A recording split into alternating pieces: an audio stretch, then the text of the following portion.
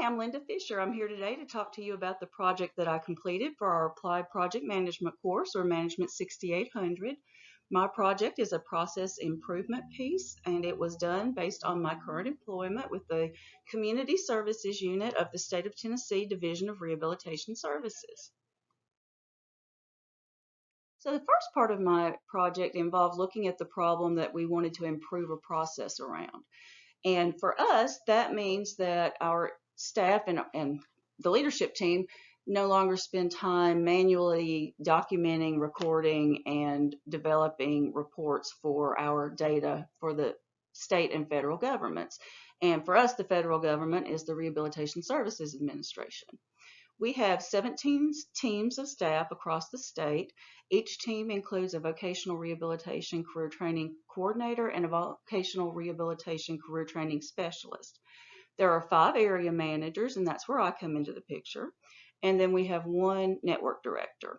And at each level of our unit, we all spend time doing this, collecting the data and developing reports and submitting reports. I'll show you in a minute our current flow process, and it's not a good one. So the goal for me was to obtain electronic data capture and tracking in AWARE, which is our electronic case management system, that would allow the community services unit staff to improve their time efficiency by 7 to 10% by the end of Q4 of 2024. To improve the process that we're using for data collection and reporting, I'll use the DMAIC model. And for this specific project, Diagnose involved me collecting the current spreadsheets, word processing documents, ways that all of our staff are actually collecting the data that we want to report. I spoke with our leadership team. They are very open to this and want to help support the project moving forward. And I spoke with our staff members, our team members. Measure, I spent time looking at what data is collected and what's being reported at each level, along with the salaries of the folks involved doing the data collecting and reporting.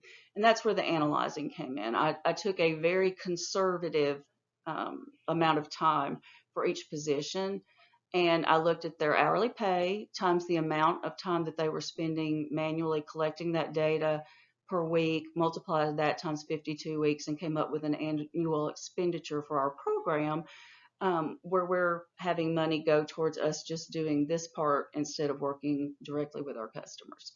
And then we look at improving that, and becoming electronic would make it more efficient, more effective, transparent, more accurate, and the customer or client outcomes would improve. And then I finished it with the control piece, showing how we would monitor the new system, the new software in the electronic case management system. The first month, I would say weekly, because we will have added our forms and we'll be putting the data in, and we want to make sure the forms are showing what we want them to show and collect what we want them to collect. Monthly for the next 5 months, simply because then we will have data to look at and review and make sure that the process is working appropriately. And then quarterly after that, in case there are changes to be made in terms of reporting needs. This is my project charter. I just laid it all out, what our problem statement was, the goal to improve staff time efficiency, the scope in and scope out, because some things are within the range of my project and some things are not. So I wanted to detail a little bit more what we would look at and what we wouldn't.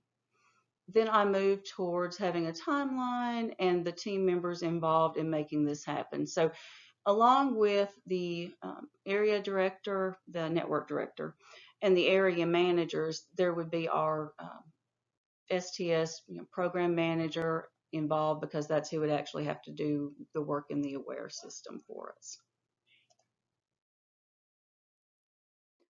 I mentioned that we would take a closer look at the detailed process map, and that's a piece of my measuring portion of my project.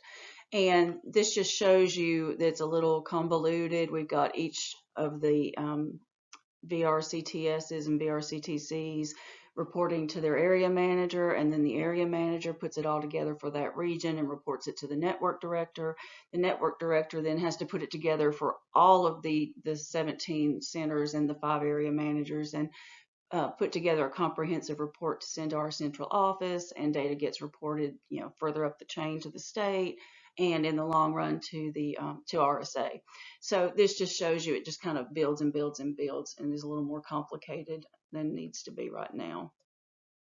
This slide just represents an overview of my cost analysis that I conducted of each position's pay rate, with a very low estimate of how many hours per week that position might spend on gathering data, then multiplying that towards their pay to get a weekly cost, and then I got a monthly cost, and then of course times the 52 to get that annual amount. So very low estimate would be that we are spending $18,393.12 of our budget on employees manually gathering data and putting together reports and submitting them that could be reinvested into serving our customers. Here's the fishbone diagram that I did as part of our analyzing what's going on at the moment. And it directs you towards, from the measurement, materials, and people that are involved in the process, to the environment and services and the actual processes themselves that we're doing, and leads towards that improved CSU reporting process. As part of the improvement part of the DMAIC process, then I included a failure mode and effects analysis. This just gives you another representation of what is going on, what failures could happen, and how we would troubleshoot those failures, and just puts things in perspective for presenting this to our chain of command. I like the 5 why analysis because it really breaks it down to what is the true, cause of the problem, and how are you going to not just contain it, which is what we're doing now, but move forward to prevention. We work with people with disabilities. We help them to get ready to go to work. That can take a lot of different forms, so I'm not going to go into detail about services. But what we're doing now with containment is this data has to be collected and reported. So we are manually doing that so that we are able to, fulfill that need that the agency has for us.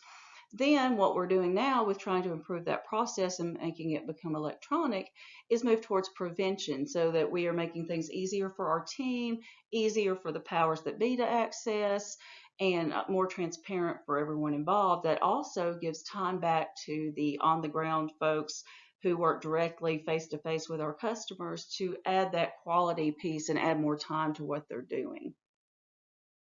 So how do you visualize what the improved process would look like? Once we have our forms in Aware and we have the software interface that will collect the data for us and we can pull the reports, how does that make it better visually? Then what that looks like would be our updated process map, because looking at this, it shows that our CSU staff can access their information anytime they need it in Aware by just pushing some buttons, and they can look at where they are in meeting their goals and what they're going to be reporting. The leadership team, we can look at it again anytime and see similar information. And then the executive leadership team could also see it instead of having to just kind of build and build and build and build. So the conclusion is that this process does need to be improved. We have a way to improve it, and now I have dollar amounts that I can take to, or rather our director can take to central office and request it. And that is the whole of my project. Thank you.